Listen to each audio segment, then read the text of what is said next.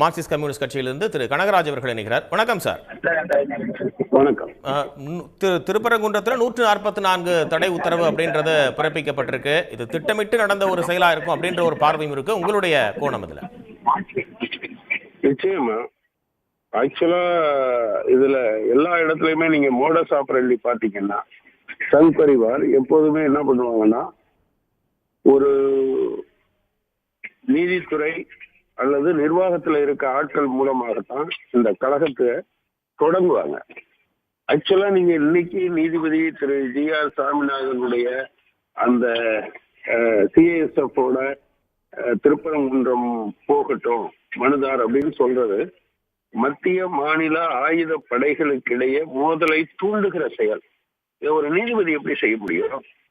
In fact ரொம்ப கடுமையான இந்த பிரச்சனைக்கான காரணமாகவே நீதிபதி இருக்கிறார் என்பதை பார்க்க முடியுது.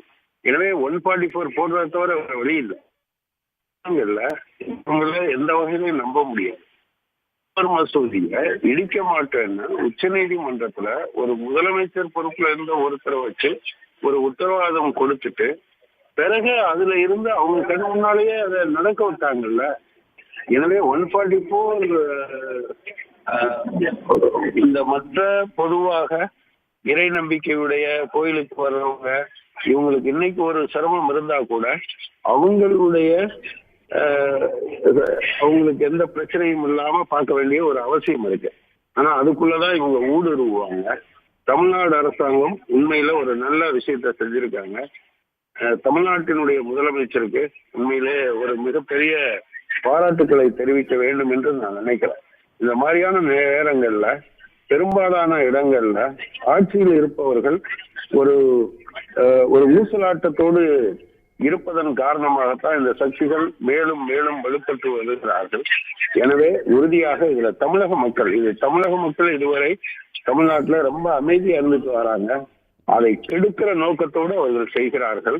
அதற்கு எதிராக தமிழ்நாடு அரசாங்கம் எடுத்திருக்கக்கூடிய இந்த நடவடிக்கை மிகுந்த பாராட்டுதலுக்குரியது. முதலமைச்சருடைய நடவடிக்கையை நான் முழு மனதோடும் தமிழக மக்களுடைய நலன் ஒன்றை மட்டும் கவனத்தில் கொண்டு அவர் இந்த நடவடிக்கையை எடுத்திருக்கிறார் என்கிற முறையிலும் என்னுடைய மனமார்ந்த பாராட்டுக்களை நான் உரித்தாக்கிக் கொள்கிறேன்.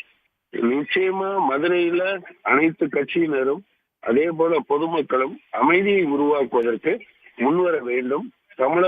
தமிழ்நாடு அரசாங்கம் இப்போது எடுத்திருக்கக்கூடிய இந்த நடவடிக்கைகளுக்கு அனைத்து பகுதி மக்களும் ஆதரவு தர வேண்டும். நீங்க வழிபாட்டு தலங்களை வன்முறையாளர்கள் கைப்பற்றிவிடக் கூடாது என்பதில் அக்கறை உள்ள எல்லா நம்பிக்கை உடையவர்களும் கூட அரசின் இந்த நடவடிக்கைக்கு ஆதரவாக தங்களுடைய கருத்துக்களை தெரிவிக்க வேண்டும், அரசோடு சேர்ந்து நிற்க வேண்டும் என்று நான் கேட்டுக்கொள்ள விரும்புகிறேன். ஒரு இறையாண்மை சார்ந்த ஒரு விஷயமாவும் இருக்கு. இதை எவ்வளவு கவனமா கையாளக்கூடிய ஒரு சூழல் அப்படின்றது இருக்கு? இல்ல, நிச்சயமா தமிழ்நாடு அரசாங்கம் மிக கவனமாக அதை இதுல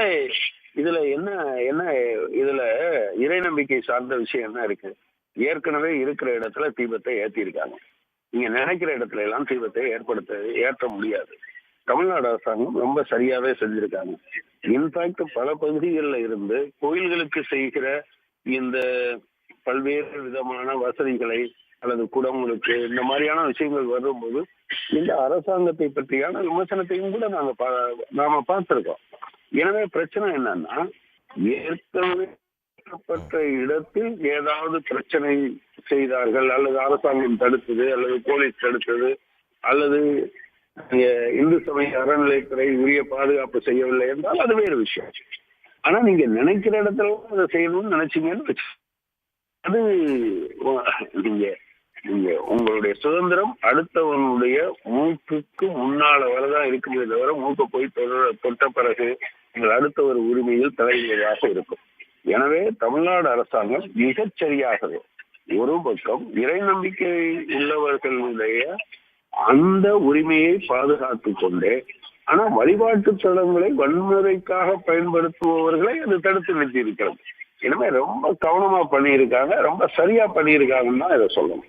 உடனுக்குடன் செய்திகளை தெரிந்து கொள்ள சன் நியூஸ் பெல் ஐகானை கிளிக் பண்ணுங்க.